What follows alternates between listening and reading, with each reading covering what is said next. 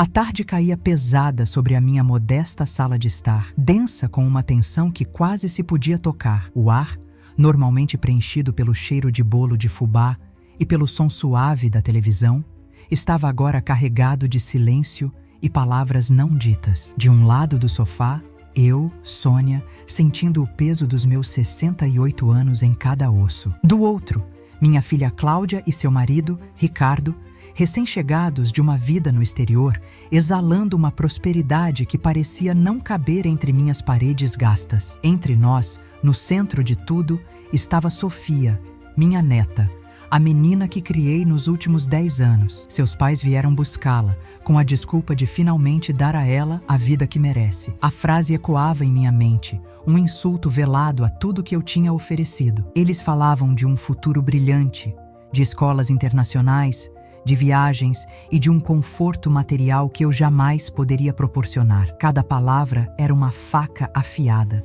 cortando os laços que teci com tanto cuidado e dedicação ao longo de uma década. Eu via o desprezo em seus olhos, a maneira como analisavam cada móvel antigo, cada porta-retrato com fotos amareladas, como se tudo em minha casa fosse um lembrete de uma pobreza que eles se esforçaram tanto para esquecer. Eles não viam o amor impregnado em cada objeto, as memórias construídas em cada canto. Para eles, eu era apenas um empecilho, uma guardiã temporária cujo serviço havia expirado. A impaciência deles era palpável, uma urgência em apagar o passado e me apagar junto com ele, como se eu fosse um capítulo inconveniente de suas vidas. Minha filha, a mesma menina cujos joelhos ralei e cujas lágrimas sequei, me olhava com uma frieza que eu não reconhecia. Era uma estranha vestida com roupas de grife, falando de um mundo que não era o meu. Ela descrevia um apartamento luxuoso em uma cidade distante como se fosse o paraíso,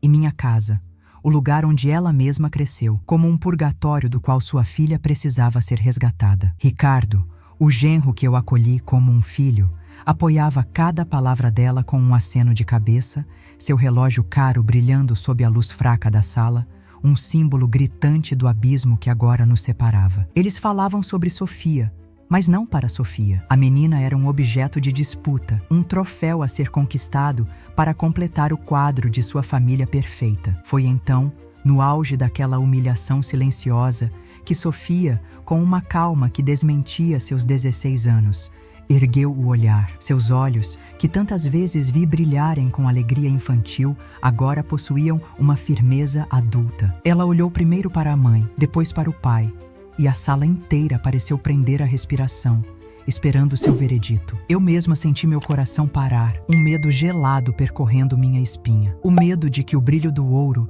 das promessas de uma vida de luxo, pudesse no fim ser mais forte do que uma década de abraços, de histórias antes de dormir, de amor incondicional. Eu me preparei para o golpe final, para a inevitável escolha pela novidade, pelo futuro que eu não podia oferecer. Eu não vou com vocês, disse Sofia. A frase, curta e direta, caiu na sala com o peso de uma bigorna, estilhaçando a tensão em 1000 pedaços. Cláudia e Ricardo se entreolharam, um misto de choque e incredulidade em seus rostos. Eles esperavam lágrimas, talvez um pouco de hesitação, mas não aquela recusa categórica. Antes que pudessem se recuperar e formular uma resposta, Sofia continuou, sua voz firme, cada palavra cuidadosamente escolhida. Na verdade, eu já conversei com um advogado. Dei entrada em um processo para que a vovó seja minha guardiã legal permanente. O silêncio que se seguiu foi ensurdecedor, mais pesado do que qualquer grito. A incredulidade deu lugar a uma fúria contida, uma tempestade se formando nos olhos de minha filha. O que aconteceu naquele instante foi mais do que uma simples recusa. Foi uma declaração de guerra. Foi a rejeição direta de tudo o que eles representavam. A calma de Sofia não era de indiferença, mas de decisão. Ela não estava apenas escolhendo ficar. Estava ativamente me escolhendo, me validando, protegendo nosso mundo contra os invasores. A humilhação que eu sentia momentos antes se transformou em algo diferente, uma espécie de espanto orgulhoso. Mas a ferida da ingratidão, a dor do abandono que Cláudia me infligiu anos atrás, foi reaberta e exposta ali, no centro da sala, para que todos vissem. Aquele momento não era o fim de uma discussão, era o começo de uma batalha, pela única coisa que realmente importava, o meu lugar na vida da menina, que era meu tudo. Meu nome é Sônia, e aos 68 anos, as minhas mãos já não têm a mesma firmeza de antes, mas guardam as marcas de uma vida inteira de cuidado. Sou enfermeira aposentada, uma profissão que escolhi por vocação, por acreditar que o toque e a presença podem curar tanto quanto qualquer remédio. Vivi a maior parte da minha vida nesta casa simples, mas cheia de memórias. A mesma casa onde criei minha única filha, Cláudia. Sacrifiquei muito por ela. Abri mão de viagens, de cursos e até de um grande amor na juventude. Tudo para que ela tivesse as oportunidades que eu não tive. Vi meu esforço florescer quando ela se formou na faculdade, mas meu coração se partiu um pouco quando ela anunciou que iria encontrar seu lugar no mundo. Uma jornada que a levou para longe, para o outro lado do oceano e, de alguma forma, para longe de mim. A solidão dos primeiros anos foi uma companheira constante, um eco silencioso nos corredores da casa que antes eram preenchidos por risadas e sonhos juvenis. As paredes, que testemunharam o crescimento de Cláudia, pareciam agora apenas refletir minha própria imagem envelhecendo no espelho. Eu me sentia como um livro lido e deixado na estante, útil por um tempo, mas agora apenas acumulando poeira. Aposentada, com os dias se estendendo longos e vazios, eu me perguntava qual era o meu propósito. A enfermagem me deu uma identidade, a maternidade me deu uma missão. Sem as duas, eu era apenas Sônia, uma senhora esperando o tempo passar, vivendo das lembranças de um passado que parecia cada vez mais distante e idealizado. Tudo mudou em uma noite chuvosa, há 10 anos, quando o telefone tocou. Era Cláudia, a voz embargada, falando sobre dificuldades, sobre a carreira decolando, sobre a impossibilidade de criar uma criança em meio a tantas viagens e incertezas. E então veio o pedido, ou melhor, a solução que ela encontrou para o seu problema: deixar Sofia comigo só por um tempo. A menina tinha 6 anos, os olhos assustados e uma pequena mala na mão. Naquele instante, ao abraçar aquele corpinho trêmulo, a casa voltou a ter vida. O vazio foi preenchido por desenhos na geladeira, por brinquedos espalhados pela sala e pelo som de pezinhos correndo pelo corredor. Sofia não foi um fardo. Ela foi minha salvação, a âncora que me trouxe de volta à superfície. Criá-la se tornou o centro do meu universo. Cada febre alta, cada pesadelo, cada apresentação na escola onde eu era a única figura familiar na plateia, tudo isso teceu entre nós um laço mais forte que o aço. Eu me tornei sua mãe, sua confidente, sua fortaleza. Ensinei a ela o nome das plantas do nosso pequeno jardim, as receitas de família que minha mãe me ensinou e, o mais importante, que o amor não se mede em presentes caros, mas em tempo, em presença, em ombro amigo. Vi a menina tímida e assustada se transformar em uma adolescente inteligente, forte e com um senso de justiça que me enche de orgulho. Ela é o meu legado, a prova viva de que minha vida ainda tinha um propósito grandioso. Minha resiliência, essa força que todos dizem que eu tenho, não nasceu da coragem, mas do amor incondicional. É um amor que me fez superar as dificuldades financeiras, vivendo com minha modesta aposentadoria para garantir que a ela nada faltasse, principalmente o essencial: a certeza de ser amada. Enquanto os pais enviavam dinheiro, eu enviava meu tempo, minha saúde, minhas noites de sono. Eles construíam uma carreira.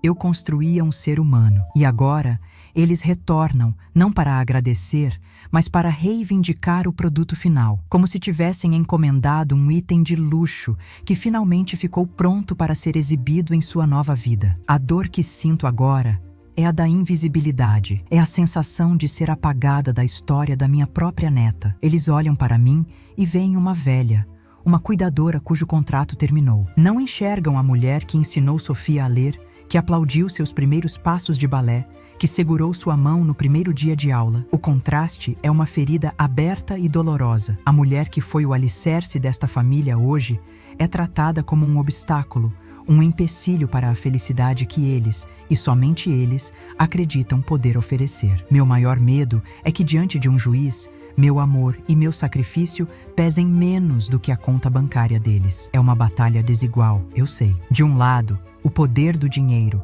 a influência, a imagem de sucesso. Do outro, apenas o meu coração e uma década de dedicação. É uma história sobre o valor que damos às coisas, sobre o que realmente significa ser uma família. Sei que muitas pessoas que estão assistindo já passaram por situações em que se sentiram invisíveis ou desvalorizadas por aqueles que mais amam. É uma dor que nos conecta. Se a minha jornada de alguma forma toca o seu coração, peço que se inscreva no canal e deixe um comentário. Sua presença aqui me faz sentir menos sozinha nesta luta. O retorno de Cláudia e Ricardo reabriu todas as minhas inseguranças. A arrogância deles, disfarçada de preocupação, me diminui a cada frase. Ela precisa de um mundo maior, mãe, diz minha filha, como se o meu mundo, o único que Sofia conheceu como lar, fosse uma jaula. Eles criticam minhas roupas, minha comida, o cheiro de guardado da minha casa. Cada crítica é um ataque direto não a mim, mas ao ninho que construí com tanto esmero para proteger a menina que eles abandonaram. Eles querem apagar 10 anos de história,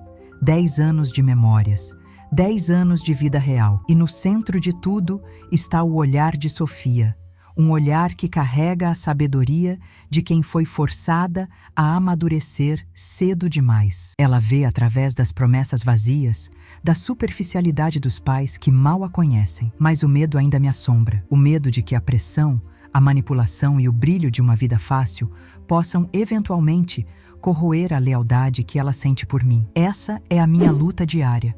Confiar no amor que plantei, esperando que suas raízes sejam profundas o suficiente para resistir à tempestade que se aproxima. Uma tempestade que ameaça arrancar de mim meu bem mais precioso, meu novo propósito. Minha Sofia, minha filha, Cláudia, nem sempre foi essa mulher fria e distante que hoje me encara com olhos de estranha. Eu me lembro dela como uma jovem cheia de sonhos, com um desejo ardente de ver o mundo, de viver experiências que eu, em minha vida simples, jamais poderia imaginar. Ela e Ricardo, no início, formavam um casal vibrante. Partiram com mochilas nas costas e promessas de que a aventura seria o alicerce de sua família. No começo, eu admirava essa coragem, essa vontade de romper com o convencional. As cartas e as primeiras ligações eram cheias de entusiasmo, descrevendo paisagens exóticas e culturas fascinantes. Eles estavam se descobrindo, mas, em algum ponto desse caminho, eles se perderam. A busca por autodescoberta se corrompeu, transformando-se lentamente em uma busca cega por status e riqueza. A mudança foi gradual, quase imperceptível no início. As longas cartas foram substituídas por e-mails curtos e os e-mails por mensagens de texto apressadas. As fotos, que antes mostravam a beleza do mundo, passaram a exibir a ostentação. Jantares em restaurantes caros, roupas de grife, carros de luxo. A comunicação com Sofia, a própria filha, tornou-se uma obrigação agendada, chamadas de vídeo esporádicas, onde eles pareciam mais interessados em mostrar o cenário de um hotel 5 estrelas do que em ouvir sobre o seu dia na escola. O dinheiro, que antes era enviado com um pedido de desculpas pela ausência, começou a chegar como uma substituição fria e impessoal para o afeto. Eles acreditavam que estavam provendo o melhor, mas estavam apenas terceirizando o amor, pagando para não terem o trabalho de amar. A principal característica deles hoje é uma arrogância insuportável, habilmente disfarçada de preocupação paternal. Eles falam sobre o bem-estar de Sofia e sobre a educação de qualidade que podem oferecer, mas suas palavras são ocas, desprovidas de qualquer conhecimento genuíno sobre quem a menina é. Eles não sabem qual é a matéria preferida dela, quem são seus melhores amigos, ou que ela tem medo de trovões. Perguntaram se ela ainda gostava de bonecas, sem perceber que ela é uma jovem de 16 anos que lê clássicos da literatura e sonha em ser astrônoma. A preocupação deles não é com a felicidade de Sofia, mas com a adequação dela ao roteiro de vida que eles escreveram para si mesmos, um roteiro onde uma filha adolescente é um acessório indispensável. Eles se tornaram especialistas em construir uma imagem pública. Nas redes sociais, são a família perfeita, bem-sucedidos, viajados, cultos. As poucas fotos que postam com Sofia, geralmente capturas de tela de suas chamadas de vídeo, vêm acompanhadas de legendas melosas sobre a saudade da nossa princesa. É um teatro bem ensaiado para um público que não conhece os bastidores. Eles não estão apenas tentando convencer os outros, estão tentando convencer a si mesmos de que a ausência pode ser curada com um clique e uma legenda bonita. O retorno ao país não foi motivado pela saudade, mas pela necessidade de solidificar essa farsa. Eles precisam do corpo presente de Sofia para que a imagem de família bem-sucedida finalmente pareça real para seu novo e abastado círculo social. O objetivo oculto deles se tornou terrivelmente claro para mim naquela tarde, na minha sala. Eles não vieram resgatar Sofia por afeto. Vieram buscá-la porque a presença dela valida o sucesso deles. Uma filha criada pela avó, numa casa modesta, é uma mancha em sua biografia impecável. Eles precisam dela para as fotos de família no Natal, para as apresentações sociais, para provar que, apesar de terem passado uma década longe, eles ainda são pais exemplares. Sofia se tornou um símbolo de status, a peça final que falta no quebra-cabeça de sua vida perfeita. É a crueldade dessa constatação que mais me machuca. Minha neta, meu mundo, é para eles apenas um meio para atingir um fim. Essa transformação de Cláudia e Ricardo, de jovens idealistas a adultos materialistas, é o que dá um tom ainda mais trágico a essa história. Eles não são monstros, são pessoas que fizeram escolhas, e essas escolhas os levaram para um caminho onde os valores se inverteram, onde o ter se tornou mais importante que o ser, e a imagem mais valiosa que a essência. Eles se esqueceram de que uma família não é uma empresa a ser gerenciada com transferências bancárias, nem um projeto de marketing a ser exibido. Esqueceram-se de que o amor floresce na presença, no cuidado diário, nos pequenos sacrifícios. E agora, com a recusa de Sofia, o castelo de cartas que eles construíram com tanto esmero está ameaçando desmoronar. Os dias que se seguiram àquela confrontação foram como caminhar sobre cacos de vidro. A presença de Cláudia e Ricardo, hospedados em um hotel de luxo na cidade, pairava sobre nossa casa como uma nuvem de tempestade. Eles não desistiram. Pelo contrário, iniciaram uma ofensiva calculada, uma campanha para seduzir Sofia com o brilho de um mundo que eu não podia oferecer. O primeiro ataque veio na forma de um entregador, trazendo um pacote enorme.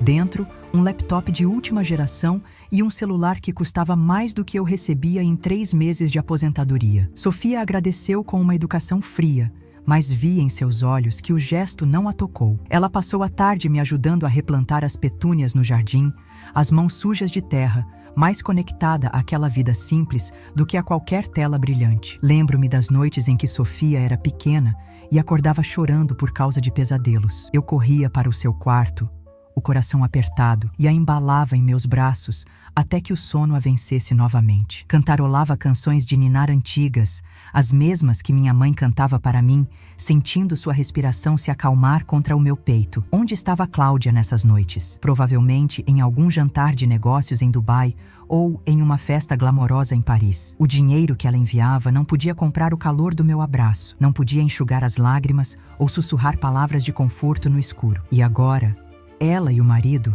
acreditam que podem apagar essas memórias, essa fundação de afeto, com presentes caros e promessas vazias. É um insulto à inteligência de Sofia e à minha dedicação. A rotina deles era um desfile de tentativas de conquista. Um dia, apareceram com um carro conversível alugado, convidando Sofia para um passeio. "Vamos ao shopping, querida.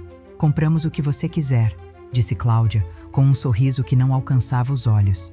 Sofia recusou educadamente. "Tenho que estudar para a prova de química, mãe. A vovó vai me ajudar com a matéria." A expressão no rosto da minha filha foi de pura frustração. Ela não conseguia entender como a perspectiva de estudar química em uma cozinha antiga poderia ser mais atraente do que um cartão de crédito ilimitado. Eles não entendem que a riqueza de Sofia não está no que ela pode ter, mas no que ela já tem: estabilidade, rotina, segurança emocional. As paredes da minha casa contam nossa história. Na porta da cozinha, as marcas de lápis registram o crescimento de Sofia ano a ano desde os seus 6 anos. Na estante da sala, os troféus de suas competições de natação e os certificados de aluna destaque. Cada desenho pendurado na geladeira é um testamento de seu talento e de sua infância. Cláudia e Ricardo olham para tudo isso com um desconforto visível. Um dia, ouvi Ricardo cochichar para minha filha: Quando você for morar com a gente,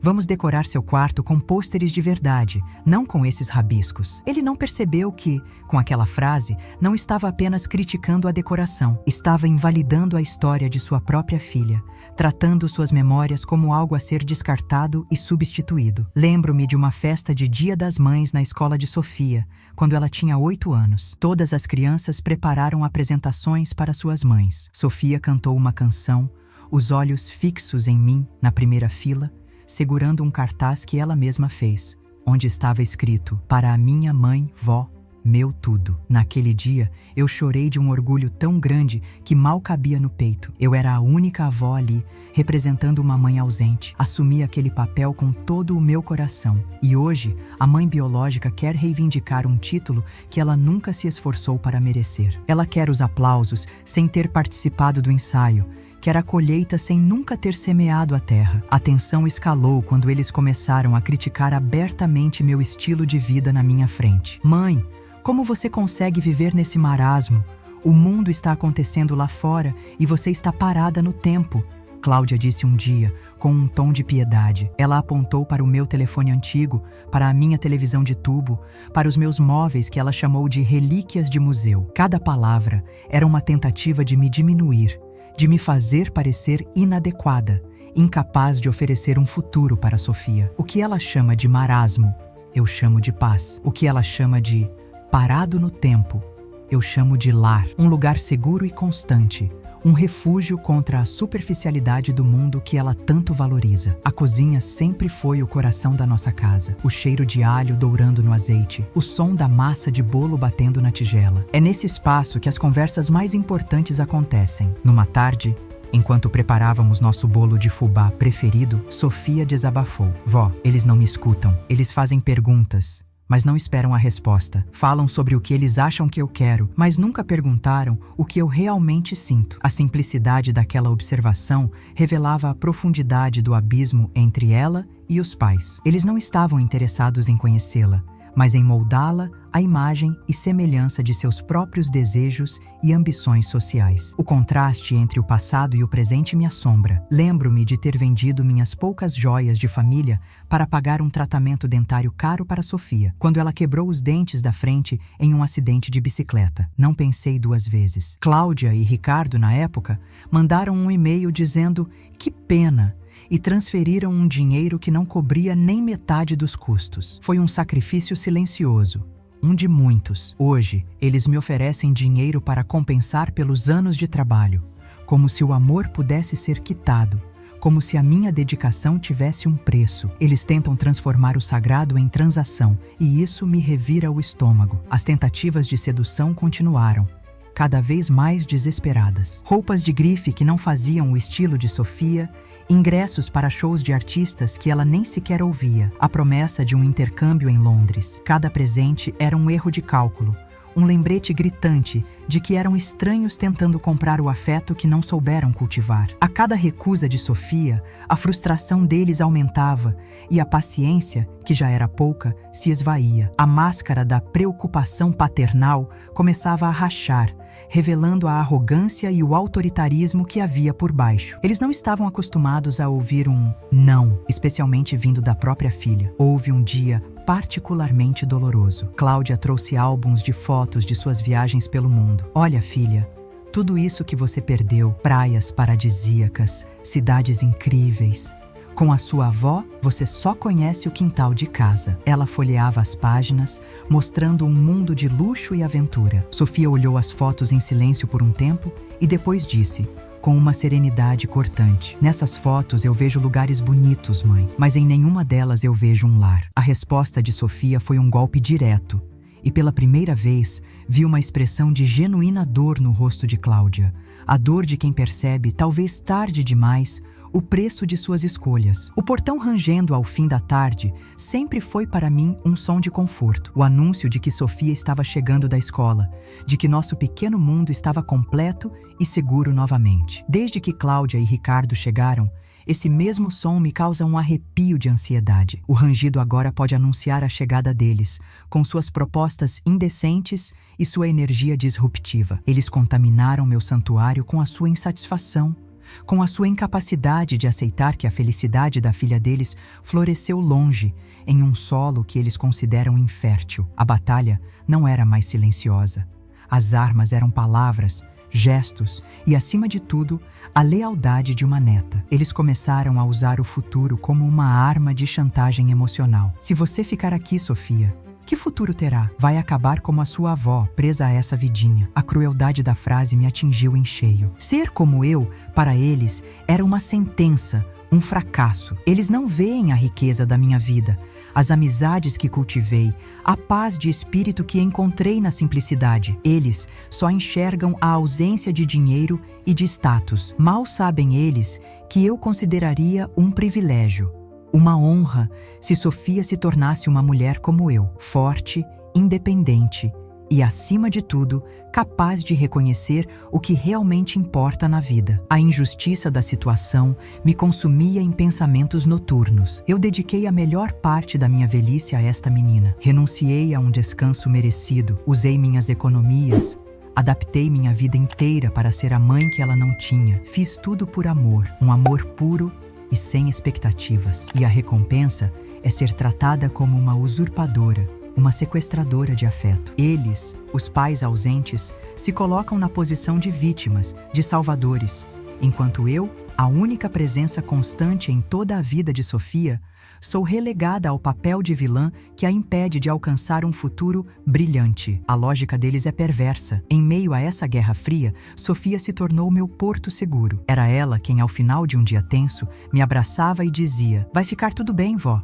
Eu estou aqui." A inversão de papéis era comovente. A menina que eu protegi por tantos anos, agora me protegia com sua maturidade e sua lealdade inabalável. Ela percebia cada nuance, cada tentativa de manipulação, cada palavra venenosa disfarçada de conselho. A força dela me alimentava, me dava esperança de que, talvez, o amor que construímos dia após dia fosse, de fato, uma fortaleza impenetrável, capaz de resistir aos mais sofisticados e caros ataques. A casa, nosso refúgio, tornou-se um campo de batalha. Cada cômodo guardava uma memória que agora estava sob ameaça.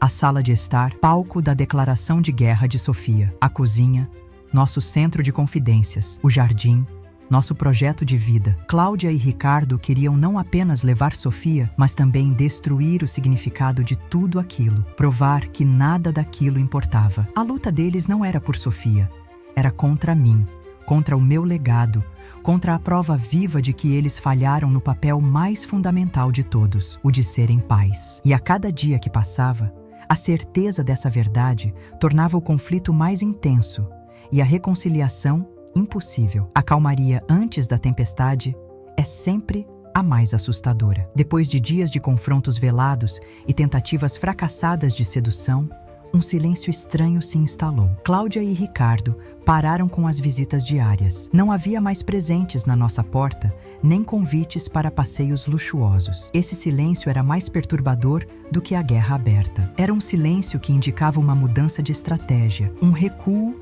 para planejar um ataque mais poderoso. Eu sentia em meus ossos que algo estava para acontecer. Cada carro que parava na rua, cada telefonema de número desconhecido, fazia meu coração disparar. A paz em nossa casa se tornou frágil, uma fina camada de gelo sobre águas profundas e turbulentas. Eu sabia que eles não haviam desistido. Estavam apenas recarregando suas armas. A confirmação dos meus piores medos chegou em um envelope pardo com um selo oficial do tribunal. Meu nome estava digitado friamente na frente. Minhas mãos tremeram tanto que mal consegui rasgar o papel. Era uma notificação formal. Cláudia e Ricardo haviam entrado com um processo judicial pela guarda de Sofia, alegando que eu não tinha condições financeiras nem físicas para continuar cuidando dela. O documento era repleto de termos legais intimidadores, falando sobre ambiente inadequado e restrição de oportunidades. De repente, a batalha deixou de ser emocional e se tornou oficial, legal. O poder financeiro deles, que antes era apenas uma ameaça implícita, agora se materializava na forma daquele papel, um documento que poderia facilmente aniquilar uma década de amor e dedicação perante um juiz. O medo começou a me corroer por dentro. E se eles estivessem certos? E se o juiz olhasse para a minha casa modesta, para a minha aposentadoria contada, e decidisse que o luxo era mais importante que o amor. Comecei a duvidar de mim mesma, a ver minha vida através dos olhos críticos deles. A tinta descascada na parede, o portão rangendo, tudo parecia testemunhar contra mim. Foi nesse momento de fraqueza que eles lançaram outro ataque sutil. Mandaram entregar um catálogo de uma agência de intercâmbio caríssima com um bilhete. Sofia, escolha o destino dos seus sonhos para as próximas férias. Com amor, mamãe e papai. Por um instante, vi um brilho diferente no olhar de Sofia ao folhear as páginas com fotos da Austrália e do Canadá. Um brilho de deslumbramento. Meu coração afundou. A dúvida, a semente venenosa que eles plantaram, começou a germinar. Será que, no fim, o brilho do ouro seria mais forte? Será que a promessa de conhecer o mundo, de viver aventuras que eu jamais poderia proporcionar, seria irresistível para uma jovem de 16 anos? Naquele momento, eu questionei tudo. Talvez eu estivesse sendo egoísta, prendendo-a a uma vida pequena por medo da minha própria solidão. A imagem de Sofia, momentaneamente encantada com as possibilidades daquele catálogo, ficou gravada em minha mente. Foi um vislumbre aterrorizante de como seria perdê-la, não para a falta de amor, mas para a sedução de um futuro que eu simplesmente não podia competir. A dúvida me assombrou por dias, uma sombra fria em nosso lar. A tensão atingiu seu ápice com uma batida na porta. Não eram Cláudia e Ricardo. Era um homem alto, de terno caro e pasta de couro. Apresentou-se como o advogado da minha filha e do meu genro. Sua visita não foi amigável. Foi uma demonstração de força, uma tática de intimidação. Ele falou com uma calma calculada, usando palavras que eram ao mesmo tempo polidas e ameaçadoras. Sugeriu que minha insistência em manter Sofia comigo poderia ser interpretada como um ato de egoísmo. E então, desferiu o golpe. Minha cliente e seu esposo não gostariam de tomar essa rota, senhora Sônia. Mas, se for necessário, podemos argumentar que a senhora está praticando alienação parental. A acusação pairou no ar, suja e pesada. Aquela frase, alienação parental, me deixou sem ar. Eu que incentivei Sofia a atender todas as ligações dos pais, que nunca disse uma palavra negativa sobre eles, agora era ameaçada com uma acusação tão vil. O advogado continuou, explicando as possíveis consequências legais, pintando um cenário sombrio onde eu não apenas perderia Sofia, mas também poderia ser proibida de vê-la. Ele estava me encurralando, tentando me forçar a desistir antes mesmo de a batalha começar. Sua visita foi um recado claro. Eles tinham o dinheiro, os recursos e a falta de escrúpulos para transformar minha vida em um inferno e arrastar meu nome na lama para conseguir o que queriam. Aquele homem na minha sala era a personificação da injustiça. Quando ele finalmente foi embora, a casa pareceu menor, mais vulnerável. O medo deu lugar a uma raiva fria. Como eles ousavam? Como se atreviam a usar uma arma tão suja contra a mulher que criou a filha deles? A batalha agora tinha contornos muito mais perigosos. Não se tratava mais apenas de quem poderia oferecer mais, mas de quem conseguiria destruir a reputação do outro primeiro. Eu estava em uma encruzilhada. Lutar significaria entrar em um jogo sujo que poderia machucar a todos, principalmente Sofia. Desistir significaria entregar minha neta a pessoas que provaram não ter limites morais. O que você faria no meu lugar? Acredita que o amor é suficiente para vencer uma batalha legal como essa? Deixe sua opinião nos comentários e se inscreva para não perder o desfecho dessa história. A dúvida sobre a lealdade de Sofia, plantada pelo episódio do catálogo, ainda me assombrava, mas sua reação à visita do advogado me deu uma nova perspectiva. Ela não demonstrou medo, demonstrou fúria. Eles não podem fazer isso, vó. Eles não têm esse direito, ela disse, os punhos cerrados. Sua raiva era a minha raiva. Sua indignação era a minha indignação. Naquele momento, eu vi que o brilho do deslumbramento era passageiro, mas a solidez do nosso vínculo era profunda. Ela estava ao meu lado,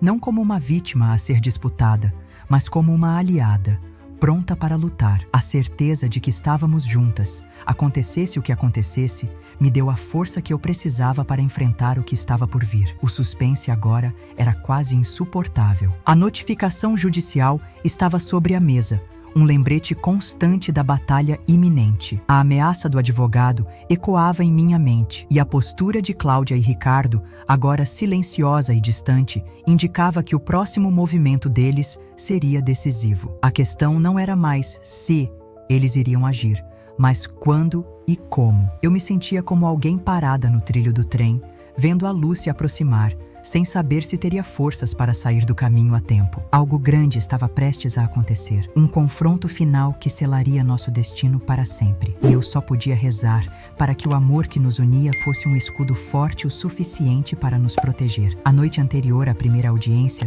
foi a mais longa da minha vida. Eu não consegui dormir.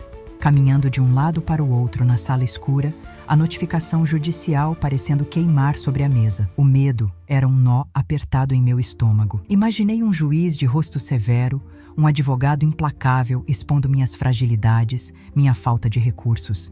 Imaginei o olhar de triunfo de Cláudia e Ricardo. Pela primeira vez, a possibilidade de perder Sofia pareceu real, concreta, inevitável. Eu me sentia pequena, impotente, uma formiga prestes a ser esmagada pela bota da opulência e da arrogância. Rezei em silêncio, não pedindo a vitória, mas apenas força para suportar o que quer que viesse pela frente, para não desmoronar na frente da minha neta. Naquela mesma noite, o destino moveu suas peças de uma forma que eu jamais poderia prever. Cláudia e Ricardo, talvez sentindo a vitória próxima, cometeram um erro fatal. Eles decidiram fazer uma última visita, não para falar conosco, mas para buscar alguns documentos que haviam deixado no carro. Sofia estava em seu quarto, a porta entreaberta, estudando. Do lado de fora da casa, debaixo da janela dela, eles conversavam em sussurros, acreditando estarem sozinhos na escuridão do meu jardim. Não sabiam que a brisa da noite carregava suas palavras diretamente para os ouvidos da filha. A mesma filha que eles acreditavam estar manipulando. E o que Sofia ouviu naquela noite mudou o curso de tudo, transformando a maré da batalha de forma definitiva e irrevogável. É só mais um pouco, Ricardo. Assim que a guarda for nossa, tudo se acalma. Ouvi a voz de Cláudia, cortante e fria. Aquele investidor, o Sr. Almeida, faz questão de valores familiares. Ter a Sofia conosco fecha o contrato da filial.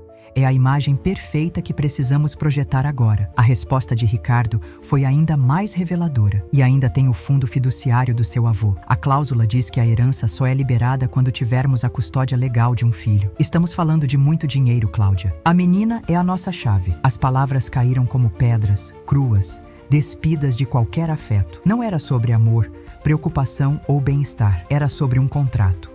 Sobre uma herança. Sofia era um peão em um jogo de xadrez financeiro, uma ferramenta para garantir a imagem pública e destravar benefícios econômicos. Sofia não chorou, não gritou. O que eu vi em seu rosto quando ela se afastou da janela foi uma calma aterradora, a calma de quem acabou de ter todas as suas piores suspeitas confirmadas. A decepção era visível, mas havia algo mais: determinação. A menina frágil que eu temia proteger desapareceu, e em seu lugar surgiu uma mulher forjada na decepção, com um fogo de aço nos olhos. Ela finalmente entendeu, sem sombra de dúvida, que para seus pais, ela não era uma filha a ser amada, mas um ativo a ser adquirido. A dor daquela revelação foi imensa, mas também foi libertadora. Libertou-a de qualquer resquício de culpa ou lealdade que pudesse sentir por eles. A verdade, por mais brutal que fosse, havia lhe dado a arma mais poderosa de todas, a certeza. A história então retorna àquela tarde tensa na minha sala. Mas agora,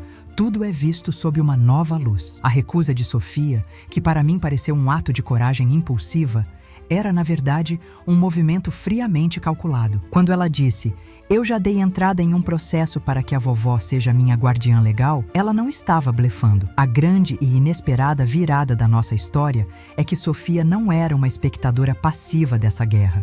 Ela era a general. Ela, a menina que eles julgavam ingênua e manipulável, estava um passo à frente deles o tempo todo, planejando sua defesa em segredo. A revelação foi estonteante. Nos últimos meses, percebendo a crescente superficialidade e o interesse materialista dos pais, Sofia começou a agir. O dinheiro que eles enviavam mensalmente, a ferramenta que usavam para aplacar a própria culpa e tentar comprar seu afeto, tornou-se a fonte de seu poder. Ela guardou cada centavo e, com uma maturidade que me deixou sem palavras, ela usou esses recursos para fazer o que nem eu havia pensado.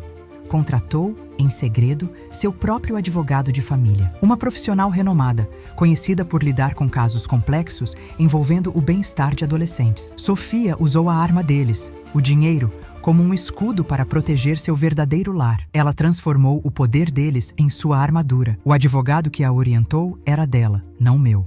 O processo que ela mencionou era real e foi financiado com o próprio dinheiro que Cláudia e Ricardo lhe davam. Ela não estava apenas se defendendo, estava contra-atacando com uma inteligência estratégica que eles jamais poderiam imaginar. A percepção de Sofia mudou drasticamente. Ela não era mais a jovem disputada, o troféu no meio de um cabo de guerra. Ela era a verdadeira agente de seu destino, a protetora do nosso mundo, a mente brilhante que antecipou cada movimento do inimigo e planejou sua vitória em silêncio, dentro das paredes do quarto que eles tanto desprezavam. O impacto emocional daquela descoberta me deixou sem fôlego. O orgulho que senti transbordou em lágrimas silenciosas. Minha neta não precisava da minha proteção.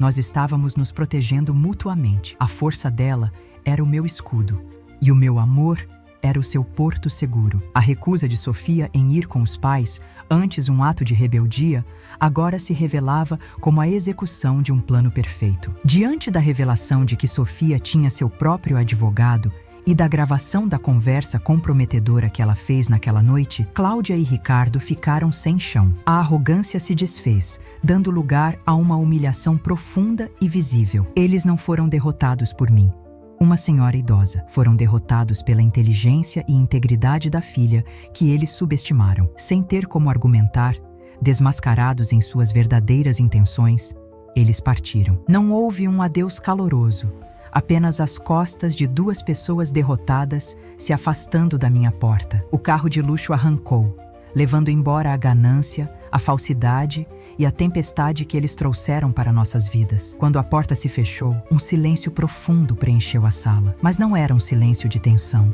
e sim de paz. Olhei para Sofia, minha menina, minha guerreira. Nenhuma palavra foi necessária. Nós nos abraçamos ali, no meio da sala.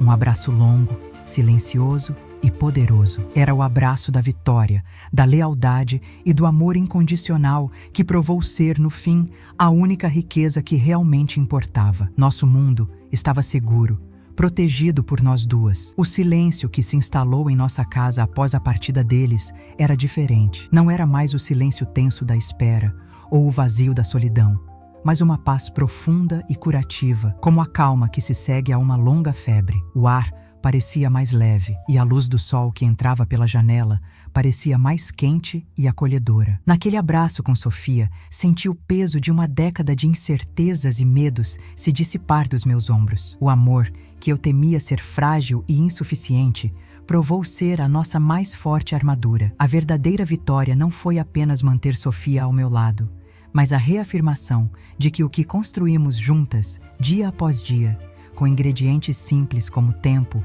paciência e afeto, era mais sólido e valioso do que qualquer império financeiro. Naquela tarde, compreendi que a maior riqueza que podemos acumular na vida não está guardada em cofres de bancos, mas nas memórias que criamos com quem amamos. Está no som de uma risada compartilhada na cozinha, no conforto de um abraço em uma noite de medo, na certeza de pertencer a um lugar onde somos amados incondicionalmente, não pelo que podemos oferecer, mas simplesmente por quem somos. Minha filha e meu genro, em sua busca incessante por mais, perderam o essencial. Eles tinham o mundo em suas mãos, mas deixaram escapar o universo inteiro que existia no coração da própria filha. Eles não entenderam que um lar não se compra, se constrói, tijolo por tijolo, com a argamassa da presença e do sacrifício. A história da minha família me ensinou uma lição universal e poderosa. A família não é definida apenas pelos laços de sangue, mas pela lealdade,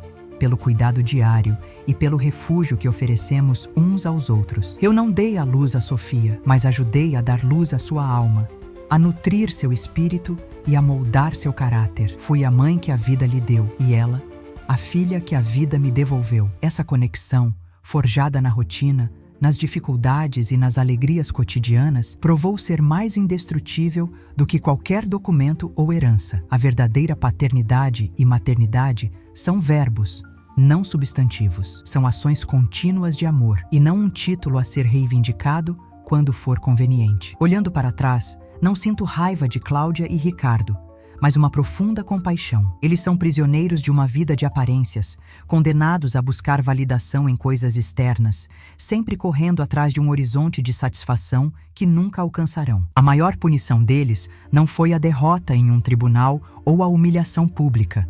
É a solidão que sentirão quando perceberem que o sucesso que tanto almejaram não pode lhes dar o calor de um abraço sincero ou a paz de uma consciência tranquila. Eles perderam a chance de conhecer a mulher incrível em que sua filha se transformou. E essa é uma pobreza que dinheiro algum no mundo pode remediar. Minha casa continua a mesma, com seus móveis antigos e suas paredes repletas de histórias. O portão ainda range, mas agora o som é apenas um anúncio familiar. Uma melodia da nossa rotina. Sofia e eu continuamos nossa vida, nosso pequeno e infinito universo. Cultivamos nosso jardim, fazemos bolo de fubá nas tardes de chuva e planejamos seu futuro.